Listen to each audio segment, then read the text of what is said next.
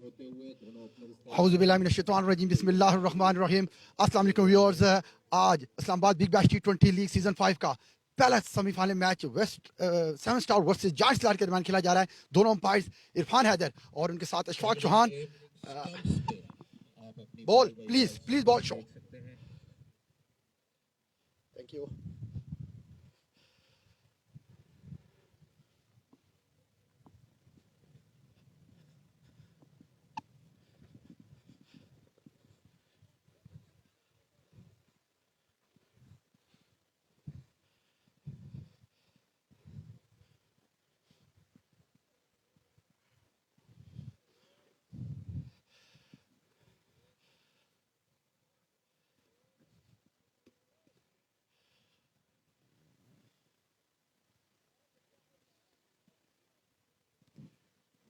Viewers आपको बताते चलें स्पार्ट Islamabad big bash T20 league season 5 का पहला semifinal match 7 star versus giants Lahore के दरमियान आपको लाइव मनाजर आपको मर्गज़ार क्रिकेट ग्राउंड से टाइम स्पोर्ट के ऊपर टेलीकास्ट होंगे।